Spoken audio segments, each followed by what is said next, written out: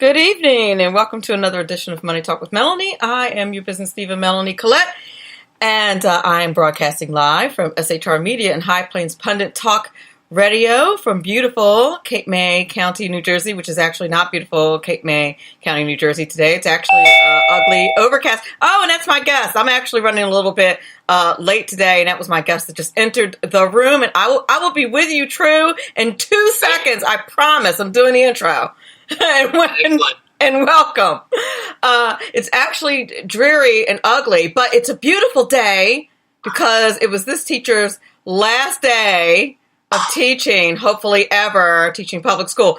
BZ is in the Facey chat. I want to welcome everybody in the Facey chat who says it's only 2 p.m. because he's on California time. Welcome, Ron Edwards. Got a brand new Ron Edwards notebook. Very excited to see Mr. Greg Wilson and June Seed. I know I have been MIA for a minute, gang. Things have been very busy in the Business Diva's life. Chuck Manahan, hello. Welcome. Patricia, hi. My guest today, very excited to have him. His name is True Tamplin. Hopefully I'm pronouncing his name right. We ran a little bit late and I didn't get a chance to confirm that. But I'm going to talk to him about raising an executive, igniting, can I speak today?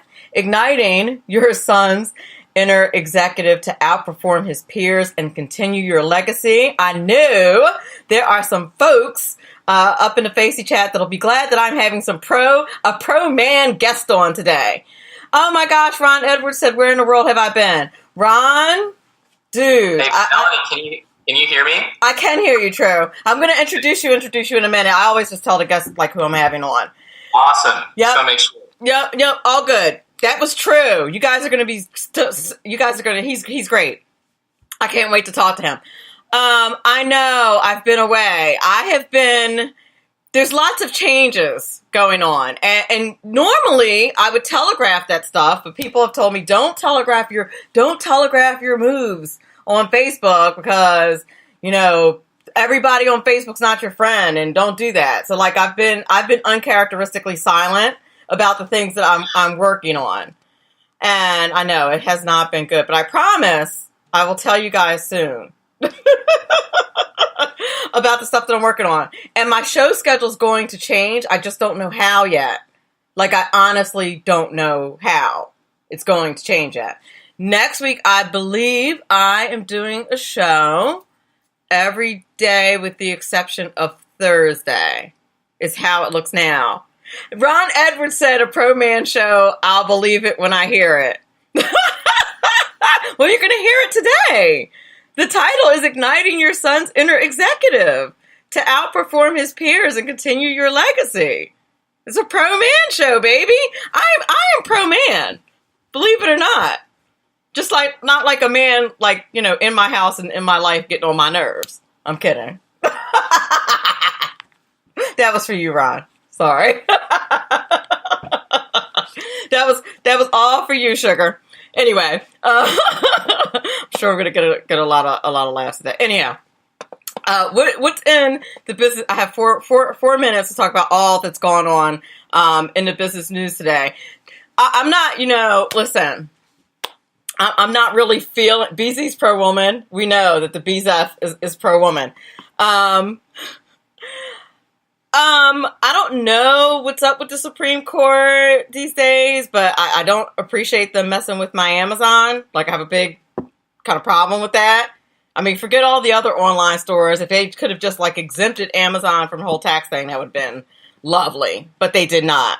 So, that's kind of like one of the biggest things that happened in business news this week is that now states are going to be able, every state's going to be able to collect taxes on your online purchases. It used to be only if a store had a brick and mortar presence in your state, then they were required to collect state income taxes on your purchases. Now it is all online purchases, which now I'm not. Ron Edwards in the chat says he's very pro non-feminist. Really, Ron? Whatever. I'm not a feminist, Ron. Not at all. You're aware of this. I'm just pro men not getting on my nerves. But yeah, so that happened. So our Amazon, the bottom line is our Amazon purchases are going to cost a lot more, which does not make me happy. One of my friends on social media posted a picture of her Amazon Prime purchases and was talking about how, it's a little bit of an addiction. And if you could see to the left of me in my studio, you would see a bunch of Prime purchases of my own that I haven't even opened yet, because I don't really need to know what's in them until I'm looking for a particular item and I know it's in one of my handy dandy Amazon purchases. Because I'm addicted like that. It's just how it is. Now, another important thing that's happening is that apparently the EU is playing big and tough with tariffs, and they just announced $3.2 billion of tariffs on a number of U.S. goods. This is, of course, it's levies. They're, this is in retaliation for the tariffs that were imposed by the Trump administration on steel and aluminum. So people are saying, the experts are saying that, that this is going to be the beginning of a trade war. It's going to affect things like boats, bourbon, cranberries, motorcycles, and orange juice. So selfishly, as far as I'm concerned, I'm in a clear. I don't have any concerns about any of those things. You start putting tariffs on wine, I might have a problem. But other than that, Ron Edwards in the chat said, if you didn't get on my nerves, you wouldn't be as much fun. Well, that is true, Ron. That's true. John Burnett, hello. Daniel Johnson, hello. In the Facey chat, Mike, how are you? So the tariff wars begin. Speaking of tariff wars, not that this is a fair transition at all, but my next article for the Horn News will be about the tariff wars and how we're going to win it. My current article in the Horn News, which I posted on my social media here recently, is about the top 5 liberal meltdowns so far this year. That was just kind of a fun article, but my next one that I'm working on right now, it's in the hopper, is about how we can win the tariff war a little more serious, so a little more work. And I hope to have that out by Monday. My editor actually didn't give me a deadline for that, so hopefully one day next week I'll have that out. That's thehornnews.com.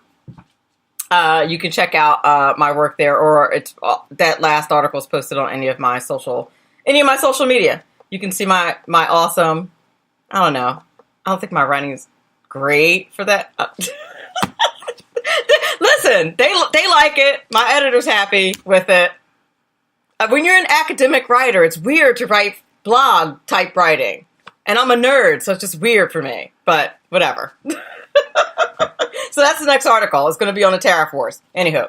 All right. You're listening to Money Talk with Melanie. I'm your business diva, Melanie Collette. My guest today is True Tamplin. Very excited to have him on the show. We're going to talk to him about raising an executive, igniting your son's inner executive to outperform his peers and continue your legacy. Really interesting backstory behind this. So I'm excited to have him on.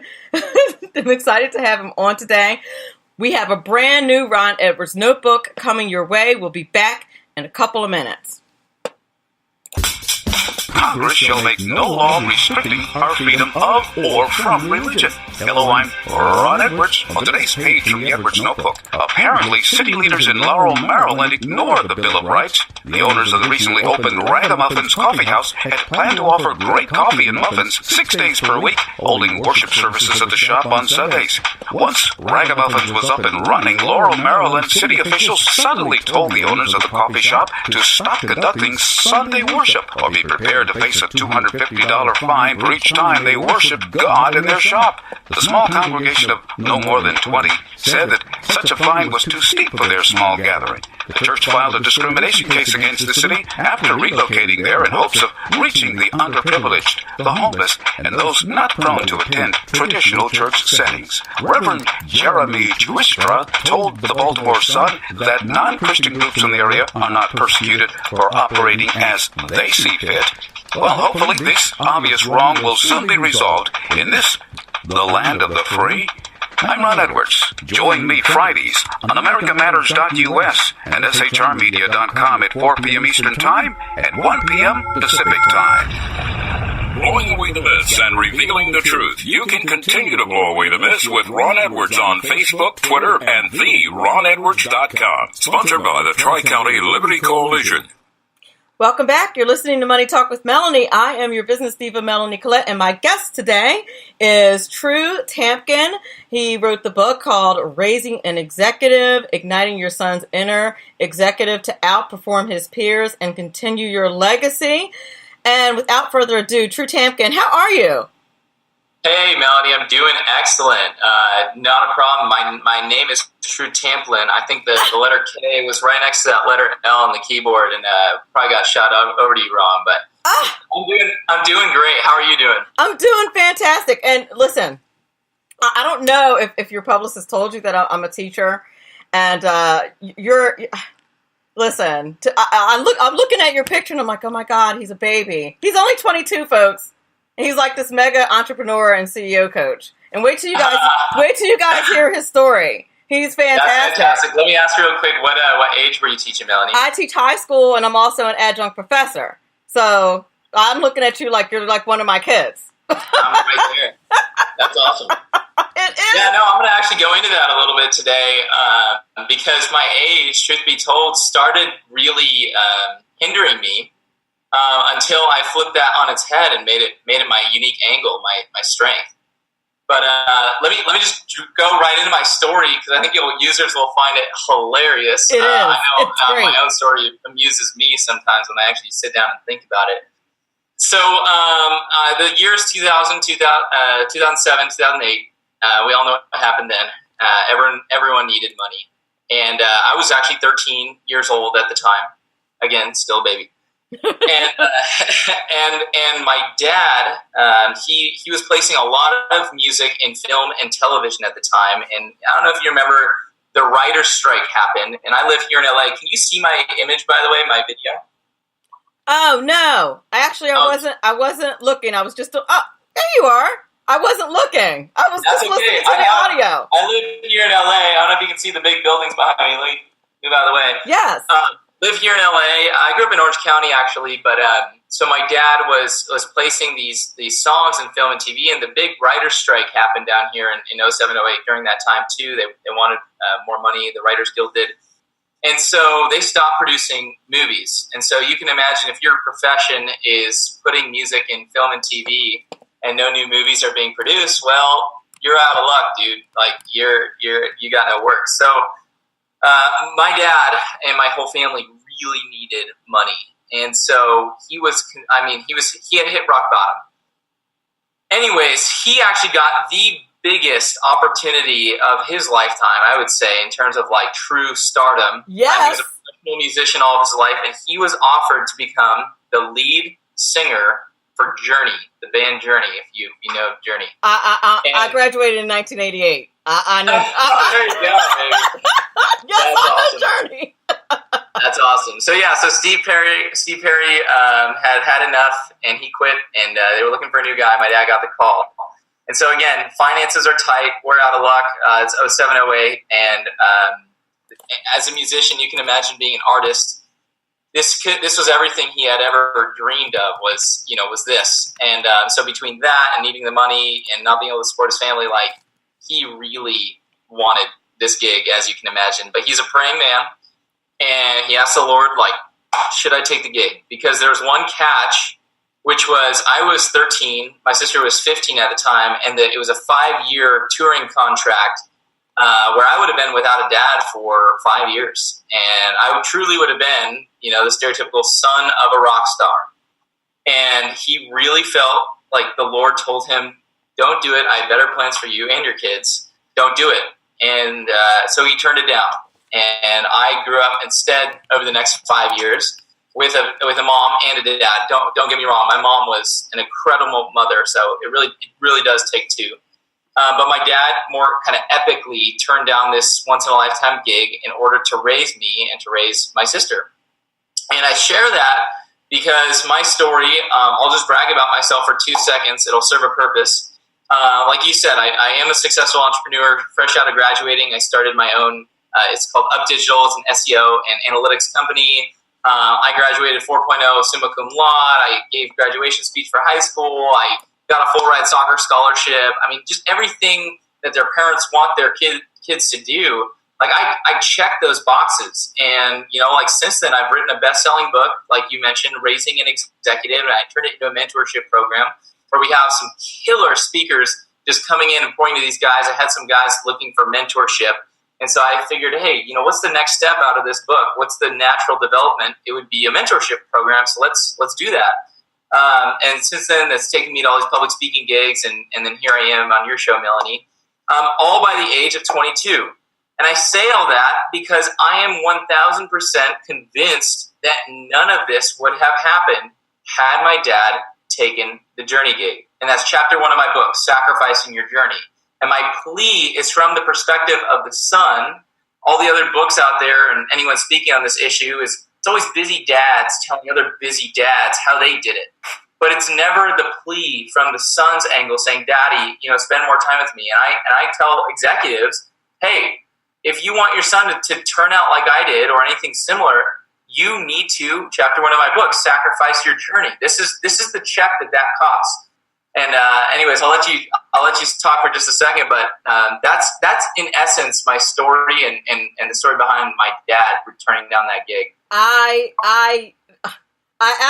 love it. I love it. And listen, make no mistake. Listen, by pointing out that your dad making that decision was pivotal in your life, in no way demeans your mom's role. Your dad is the leader of that house, and him making that decision was absolutely pivotal. And so, I know that the need to make sure that you say that in this day and age is important, but yeah, no, 100%. But the woman is the neck, and she can turn the head whichever way she wants it to. So, right. No. Truth be told, my mom, let's just take soccer as an example. There was a quote that would go around in our household: "Oh, the things we do for soccer." And we moved to Argentina. We moved to Italy. They let me play a few months in Brazil. They were putting me on the best clubs. And truth be told, my mom split driving time with my dad 50-50. So this is, his story is sexier because everyone knows Journey, but I had an incredibly supportive mom that I would not be the man that I am today without that figure in my life. I love it. Lead singer, that is amazing. I mean, particularly since I didn't think that the first guy that they got as the replacement for Steve Perry was all that awesome. I'm going to be honest here. So, it could have been your dad. When they first replaced Steve Perry, I was like, really? This is what you got? And this is all because of you? If you, Melanie, and your viewers, if you want to YouTube Ken Tamplin after the show, Kentamplin, you will laugh. This man is insane in his vocal range. My favorite, if you're looking it up, would be Ken Tamplin "Dream On" by Aerosmith.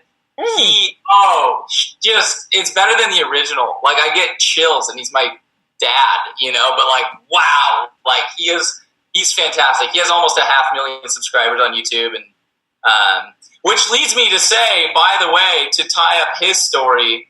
So, this is the Lord telling him, hey, don't do this. I have better plans for you. Shortly thereafter, not taking the Journey gig, he actually shot a video in my living room where he just hits this crazy high note and then brings it way back down and says, hey, my name is Ken Tamplin. If you want to come and learn how to sing like me, I'll show you how to do it. And that video, Melanie, outperformed any video since up until recently. And that was and it was on Jimmy Fallon and Tosh Point and all these TV shows. That was the jumpstart to his business, which he now runs today. So had he taken the Journey gig, he would have gotten fame and financial success at the cost of me, my sister, my family.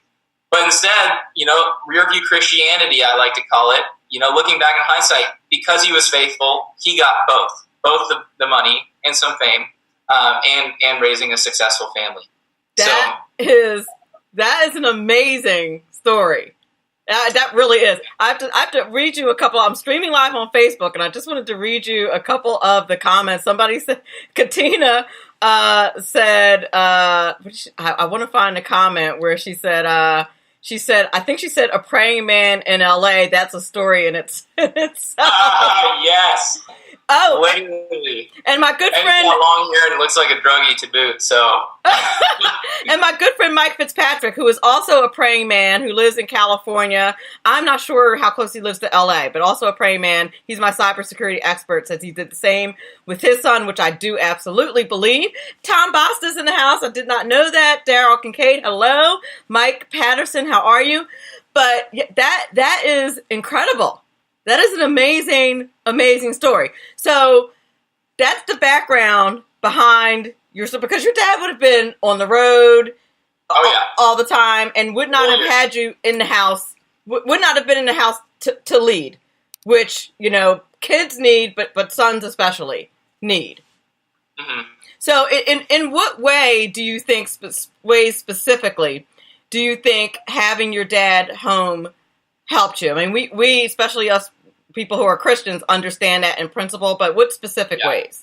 Yeah, absolutely. So specifically, you cannot go big or do much until you have a foundation to work off of. And so what having my dad home did, instead of on tour, was it laid down that foundation. Aside from Christ, I'm a believer myself. Aside from Christ, that gave me a sense of purpose, identity, security. I would still be figuring out those things at age 22. And like most of my peers are currently, they're all trying to find themselves, figure out their sexuality, going on hiking trips all throughout Europe, just trying to figure out themselves and like what they are, who they are, what they want. And what that did was it gave me that. It gave me that as a platform, as a foundation. And only once you have that, then can you go off and start writing books and do the public speaking and run businesses. Because like without that, Melanie, I would still be, I'm 22, I'd still be questioning all of these things. Do you know what I'm saying? I do. So, I certainly do. So that's what it gave me. And the Lord has blessed me in some other tremendous ways, but without my parents doing a good job, I'll truth be told, I wouldn't have been able to go and be fully me. So that's incredible. So when you got out of, what school did you go to, by the way? I graduated from Biola University, Biola. Okay, excellent. And your degree? Yeah, so that's another backstory. It's technically in business analytics. It wasn't a degree until I got there. I was going to say, okay. Yeah, let me share that one really quick. So again, now you guys have the knowledge, your viewers have the knowledge that this came from, incredible foundation of parents supporting me. But one of the cool things I got to do in school was I was on a full ride scholarship for soccer. And pretty much everyone knows when you're on a full ride, coach has you by the cojones, and he can do whatever he wants to you. And so he forced me out of the major that I was in, which was philosophy. And all the philosophy majors said, hoorah. No, I'm just kidding. So I was forced out of that major because it was too small. There was no flexibility in the schedule. And some of my classes were conflicting with practice time and game time. And he forced me out of that. So I had another passion, which was business. But all the emphases of the business degree were all just like, and no offense to anyone that did this just didn't excite me. This is a relative thing. So it was management, it was marketing, it was a hybrid of the two, marketing management. It just wasn't something that really whoa, that would be so cool to do. And it's a total layup. I have a business degree. I hear you. Yeah, totally. It was I just wouldn't have been living. I would have been checking boxes and I just would have been coasting through my degree, just trying to finish it, Yeah. But I got this rogue email from the dean of the business school at my school saying, we're considering opening up an analytics program in the business school. And as soon as I heard that, all of the cells in my body were unified to one goal, which was let's make this degree happen. And I kind of, I leaned on this professor and dean saying, hey, could we turn my degree partially into a business analytics degree, but in part, let me be the guinea pig and let me lay down the foundation to start a degree. And what we needed was some seed money. And so myself and a few other of my smartest friends got together and we landed a legit, it was a quasi client and relative and sort of like a donor. So it was a hybrid. and his name was Dean Vandekamp, and he's the owner of like 86 Jamba Juices on the West Coast, or should I say the left coast. Right. The parent company is Vitaligent, and he was willing to donate $10,000 so long as we did really good analytics work for him. And so we did all this work for him, and we figured out price point and what he should be pricing his coupons at. And one of the projects that I worked on, which I'm super proud of, was figuring out the relationship between temperature / precipitation and how much Jamba Juice people are purchasing. Because when it's hot, you gotta know that people are going to buy more Jamba Juice, and when it's cold, they're going to buy less of it. Right. And so we really figured out the relationship there. There's something called the R squared, which is a statistical term for how much of the variables that you're looking at, like weather, is what accounts for the change in X, and X would be how many orders or how many sales you'd get in any given day. And it turned out there's a really tight correlation between temperature and sales. And I knew that if I could take the forecasted temperature and forecast how many sales, then you can use what's called lambda to reverse engineer what's the arrival rate of your customers, which then tells you how many people to have on staff at any given time based on the temperature. I hate that this is the case. I know that this is the case, and I hate that this is the case. Yeah, oh, absolutely. If you're a retailer selling smoothies, you are. I mean, it's up to the weather whether you're going to have a good day of sales.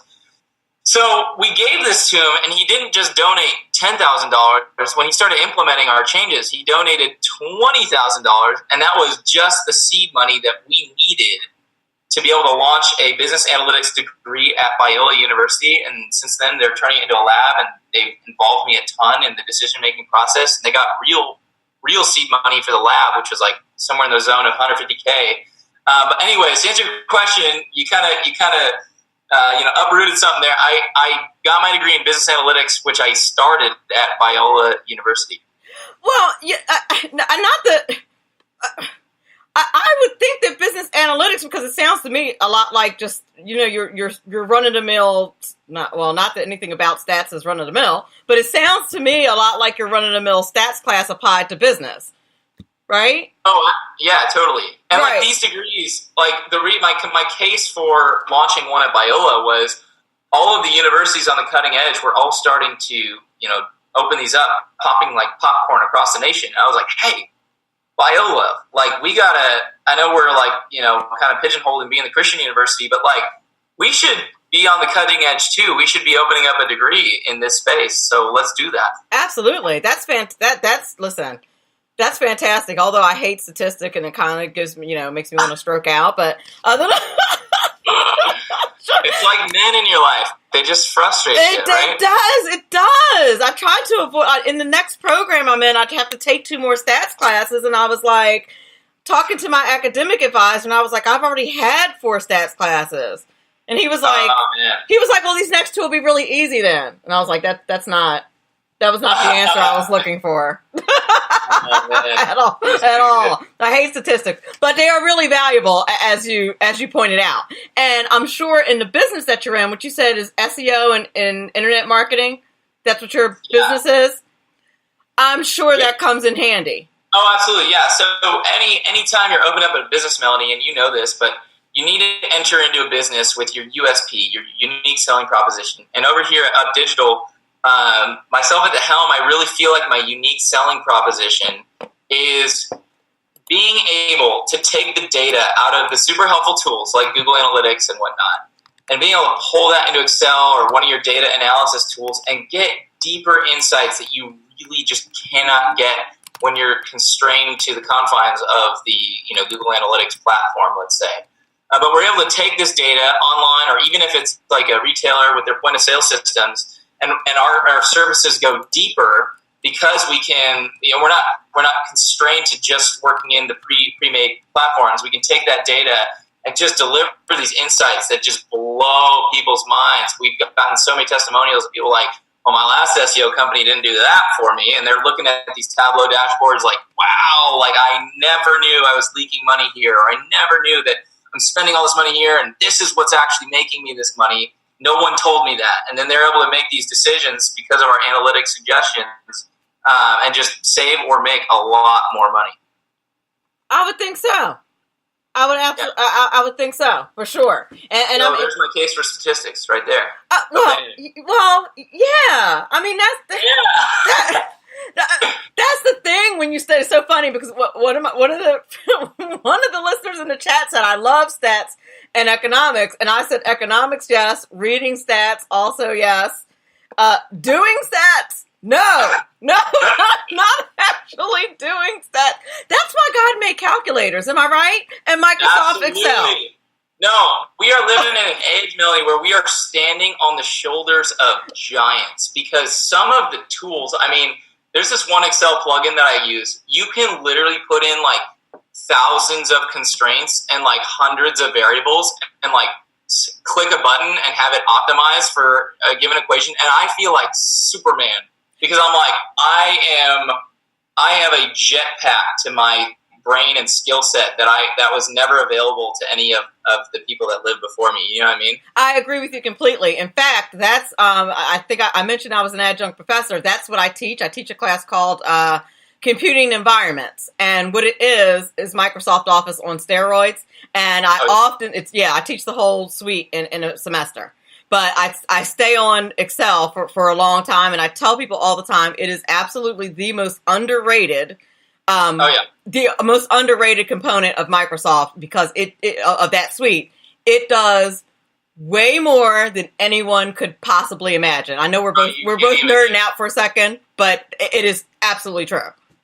Oh, I couldn't agree more. It is insane. Like, I just want to meet one of the brains that worked on that. Oh my gosh, me too. Every time every semester I teach it, I absolutely learn something new and ridiculously cool. And this is like the more you know, the more you realize you don't know what it does. You're just like, what? Like, they have what? Like, that's crazy. Yeah. Imagine being a professor and teaching it and you learn something new. And I also...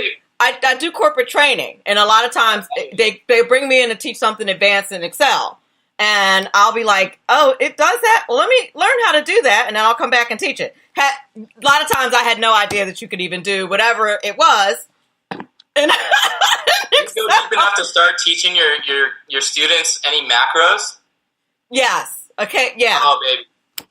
Yeah, so for the viewers that don't know, Excel literally has a tool where you can do something, and then it codes it for you. Yeah. And then you can hit the play button, and it will do that like combination of moves that you just did. And it literally programs coding language with like a point and click. Hey, just do this and do that. It's insane. It's amazing. It's ridiculous. And I want to meet like the programmer dude that's like sitting behind because when you, and I've also taught programming, and when you've taught like when you're into computers like that, you're going, I want to meet the guy who thought that it would be a good idea for Excel to know how to do this and like wrote that code. You know what I mean? Yeah, absolutely. Yeah, it's kind of crazy. So we're up against the break. I'm sorry that me and True kind of nerded out on Excel. I apologize. But it's really, if you're not using Microsoft Office and you're not using Excel, I don't care if you're just adding and subtracting. Microsoft Excel does more than add and subtract, ladies. I swear it could like go in the kitchen and cook meals. I'd like to think it's amazing. I'll just give your viewers one recommendation. So I think you can get a free trial on lynda.com. If not, here's a little hack. I think you can go down and take like a class at your junior college or even the library. Your library might even give you a free pass to lynda.com. Lynda.com has so many good trainings. Brought to you by lynda.com. I'm just kidding. No, but truly, they have some amazing trainings, particularly on Excel, but on literally anything. I just got brought up to speed on the crypto space because they have tons of trainings on that now too. I'm learning how to speed read. I'm learning all these things on Lynda. It's just like really high caliber training sessions, and their courses they have, I think beginner, medium, and advanced are phenomenal. So if you want to get brought up to speed and you want to do it for free, go to your library, get a lynda.com pass. It's only like $35 a month, so weigh the cost there of what your time is worth. But get a lynda.com pass and do the trainings in Excel. It'll blow your mind. Absolutely. We're up against the break. We're going to take a break for 3 minutes. You're listening to Money Talk with Melanie. I'm your business diva, Melanie Collette. My guest today is True Tamplin. right? Tamplin. Okay, true Tamplin. We're talking today about raising an executive, igniting your son's inner executive to outperform his peers and continue your legacy.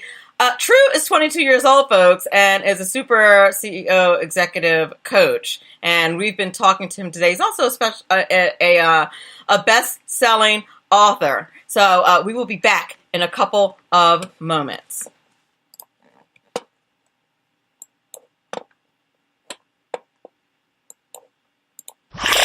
Conservative media done right. You're listening to the SHR Media Network.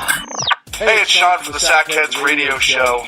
Also one of the owners here at the SHR Media Network. Are you opinionated? Have you ever wanted to do your own show? Have you ever heard somebody like the Sackheads and go, yeah, I could probably do that better? Well, now's your chance. Send me a 5-minute clip at sackheadsradio@gmail.com. And maybe you can be part of the SHR broadcast. sackheadsradio@gmail.com.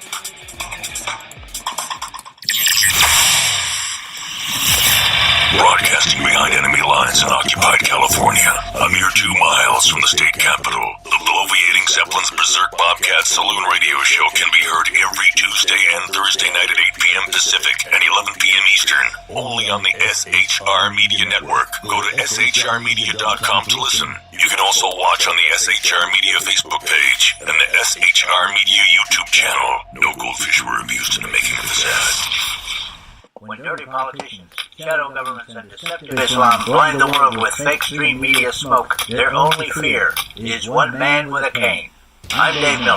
Join me through shrmedia.com, highplanestalkradio.com, and the Western Free Radio Network at Spreaker, YouTube, and iTunes for a different perspective weekly on the Unpleasant Blind Guy. And catch me on Jeff Mitchell's EVL Radio on blogtalkradio.com. There's no surrender ever, because truth is not always pleasant. Hey guys, it's Sackhead Clint. I'm excited to tell you about a brand new show here on the SHR Media Network.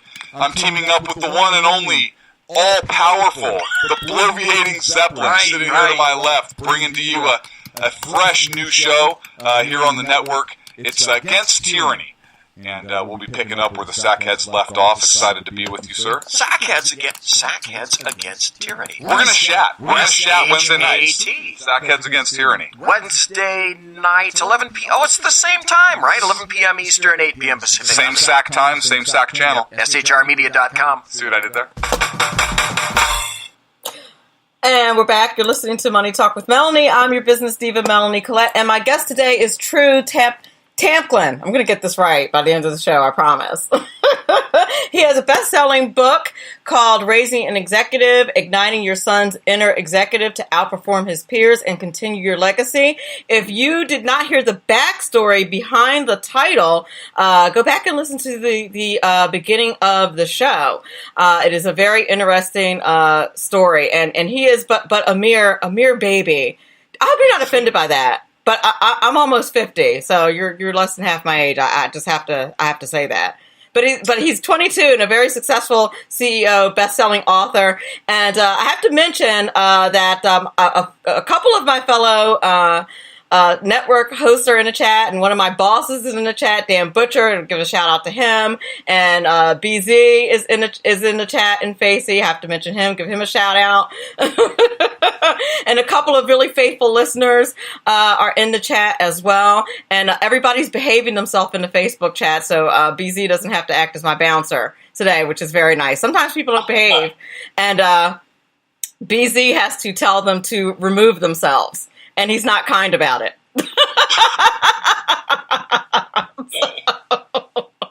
BZ is a retired cop. He's also a fantastic radio host in his own right.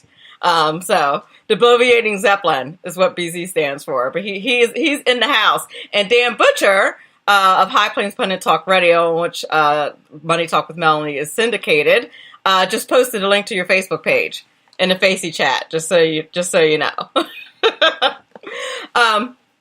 Anywho. Back to the conversation. So tell us about your book. You told us about the first chapter, which was about what your dad did, the sacrifice your dad made for you, and he apparently has this really amazing voice, and really how you were blessed Oh, good. Actually, I have a question in the Facey chat. Tom Rotundi, who's actually another really good friend of mine, who has a beautiful son and now a daughter, asked a question in the Facey chat. How do you overcome your age? How do you do that? Do people take you seriously? Okay. What I'm about to share is so good, and I hope all your viewers take note, because it is, man, I really discovered something really, really cool. You ready? Yes.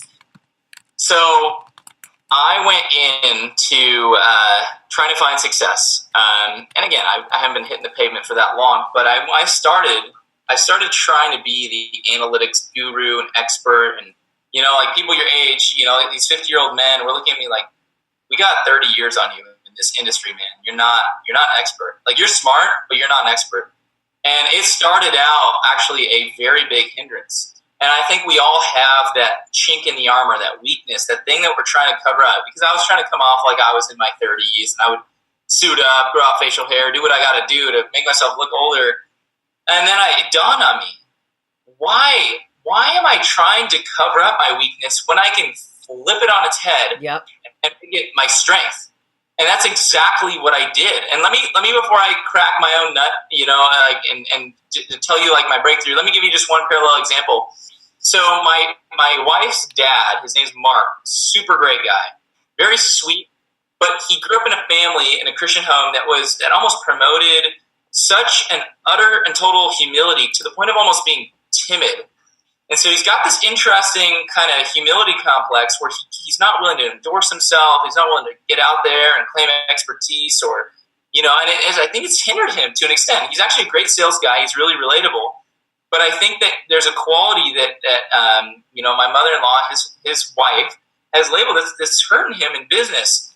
And I was like, we had like our own little coaching session, because I'm a coach for executives, and I'm going to go into more of that in a second. But I worked with him. I was like, man, what if you took that thing that like practically all of America can relate to and make that your unique selling proposition? Like, what if like you were Mark, the humble guy, the guy that continues to struggle with like not wanting to like tout his own, like grandiose accomplishments? What if you got on the stage and you were that? Everyone and their grandma would relate with you. Everyone can like, what if you were the public speaker that instead of looking like they had it all going on and they made it in this life, like, what if you were like still presently struggling with this thing, but the act of getting on stage was the thing that like made your declaration of like, I'm taking a stand against this, you know what I mean? So, and I just use the word against, so there's a fine line there. But what if you took the thing that you're struggling with and made it the thing that made you so unique and relatable? And so that's what I did with my age, was I started out trying to conceal it. And I was like, wait a second, what if I made it my strength? And so now what I've done is I'm positioning myself to where I still am legitimately able to call myself an executive coach. But like, I got this cool thing where I can relate with guys going throughout college and high school even. And I was involved in a ministry, Young Life, for many years. I love Young Life. And so I'm still totally in. I got, the dab. I got all of my, dance moves down and all the stuff on them. I still got it going on. But so I got this like total assimilation still with the younger, guy who's still in school. And I also have a smart enough brain and well-spoken enough mouth where I can relate with the executives. And I'm bridging the gap between dads and their sons, because one of the chapters of my book is the Charlie Brown effect. And if you know the Charlie Brown effect, it's the teacher. Yes, as a teacher, I'm very familiar with that. Yeah, 100%. I sympathize with you right now. I'm like, woo, I'm sorry.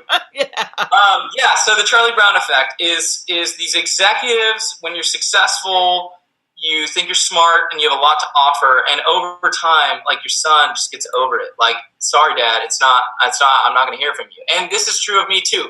Like, my dad loved to have these long-winded sessions where, like, oh, like, we're going to do this right now. Okay, like, here we go. So I know that dads are frustrated because their sons have tuned them out. And then what happened in my life and in every other guy's life that's grown up is you hear the same thing that your dad always told you from another man or a guy who you think is cool. I think that's, if I had to boil down the thing that makes the youth listen to someone, it's if they're cool. And dads, frankly, are not cool in their own son's eyes. Oftentimes, at least. I actually think my dad's really cool. I still didn't listen to him, though, because I couldn't come from him. It needed to come from somebody else. And I would tell my dad, over Skype, because he was living in Hawaii, my breakthroughs, and he'd be like, "What? I told you that. I told you that like 1,000 times." I'm sure you can relate as a mom, as everything. And so I don't know why, but that just had to come from someone else. And so I am that guy for executives, where I can understand the executives, I can speak into their lives, but I'm also cool enough for the sons to where I can have a way with them, where I can look them in the eye, and we can talk about porn, we can talk about like this TV that they're watching on Netflix, and oh my gosh, you see Kimmy K and what she tweeted, like whatever's happening, like I'm in it, and it's hilarious, like literally hilarious to me when so all of a sudden, I'm 22. When an 18-year-old tries to come off like I don't get it, and he's telling me a story of him looking up at the brim of his hat where he had his notes for the exam, and I'm like, dude, you didn't write him on the inside of your water bottle? Like, what's wrong with you, man? And it's at that moment you realize I'm more him than he is him. I hope I'm joking when I say that, but there are these moments where I even get the axe of not being relatable, and then I quickly show them dude, don't even try to start with me. I am just leagues beyond you, but I'm still your age. So anyways, to answer your question about the whole age thing, was I approached it as a weakness, as something that I needed to conceal, and it wasn't until I turned that on its head and said, you know what, this is the thing that actually makes me unique and cool and valuable. I'm going to use that as my strength. I'm going to lead with this as the young guy. And it still lets me legitimately claim being an executive coach. It still lets me claim all of the things that I want. But like Stephen Covey says, you begin with the end in mind. So the end that I had in mind was, let's say it's executive coach. You work back from there. And we think that when we're going to the supermarket and our car doesn't start, we think that the solution is getting the dang car to start. It's not. The goal is to get to the supermarket. The goal is not to get your car to start. And so if it means going another way, doing something else to get to the supermarket, then put your thinking cap on and get to the supermarket without necessarily starting your car, because we get pigeonholed and think, oh, we got to start our car. Oh, I tried this. I jump-started. It's not working, and we get stuck. But if we can begin with the end in mind, like Stephen Covey says, and come at it from maybe a unique angle, something that is non-traditional or the way that we thought would be the most obvious and immediate way, come at it from a unique angle. That's where I found personally that I hit pay dirt. That's excellent. That's really excellent. Okay, I only have a couple minutes left. And sorry, that was a long-winded, but that was good. No, but no, you were fine. You were really perfect. But there were a couple of comments in the Facey chat, so I'm going to give you your choice of which one you want to address. Somebody in the Facey chat said, is it true that you're married to some really hot, brilliant supermodel? Someone else commented, is it also true that you were a really awesome soccer player? Somebody mentioned that. And then, and this is just really a comment on my part. Somebody else mentioned in the Facey chat that the last time I had a millennial on, it was the super liberal, which I typically don't have on, but it was a stitch. It was actually very fun. It was some generation reconciliation coach, which was hilarious. Yeah, well, if you'd like to speak to that one, you're free to. I can quickly answer. I was pretty good at soccer. Definitely wasn't the best.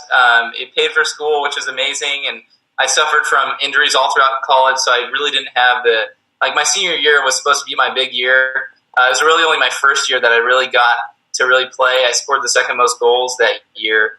And it was my sophomore year that I started playing, because I had an injury my freshman year. My sophomore year was a good year, which was technically my freshman year for soccer, but just sophomore year for all intents and purposes. Junior year, I was injured the whole year. Senior year, I came out with a bang. I was team captain. I was ready to go. and I got injured in Game 4 of preseason, so I didn't even. It was super like anticlimactic little career there. So, but my supermodel wife, I would love to talk about because she is amazing. Her book is it's called Model Housewife, pun intended. Nice. And she is just that. She is a model. She's an actress. She actually got me recently on one of her TV shows, movie series, or web series called Cyborgs. And yeah, her book, Model Housewife, she is writing, Melanie, this is true of both the Christians and people not of the faith, is there is everyone is being influenced by the feminist movement. Oh, yeah. And she firmly believes that the feminist movement has actually gone too far. It started out true and beautiful and necessary. I think we all, like 100% of us, would have called ourselves very strong feminists when it began. And what I'm about to say is a little bit controversial. I understand that. But she truly believes, and I got to agree with her, that a lot of women are being forced into a career and putting on the corporate pants that don't belong there. And God's calling for many women is to be that supportive role, or dare I say, every woman ought to be that's married, that supportive role.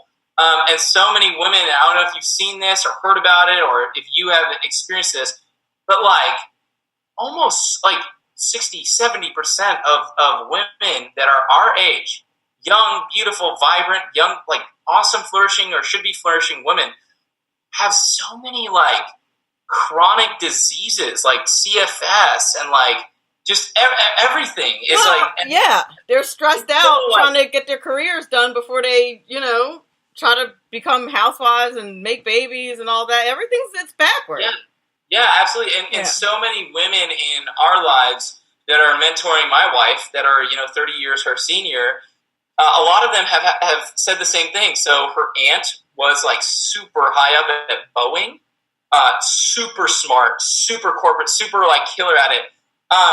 This poor woman has cancer now. Oh, cool. And and I'm not saying like, yes, we got to look at the stats. There goes statistics again. I don't want to like make a claim, but just hold the women in our lives. Let me give you another one. It's like this: the McCarthys. We're up against the heartbreak. I hate to. Sorry about that. Okay, just a lot of women are hurting for certain. There you go. That encapsulizes it. Where can we get your book, real fast? On Amazon, Raising an Executive. You can also check out my site, truetamplin.com. Yep, somebody just posted it in Facey. Thank you so much for being on the show. You completely and totally rock. Thank you so much for being here. You guys, thank you so much for listening to the show. You guys on SHR Media, High Plains Pundit Talk Radio. If you downloaded this as a podcast on iTunes or any of the other platforms, I appreciate you. Great comments in the chat. Thank you so much for watching and listening. Remember, all of this is very important because after all, it's your money. Have a great weekend. Thanks, Melly. Thanks.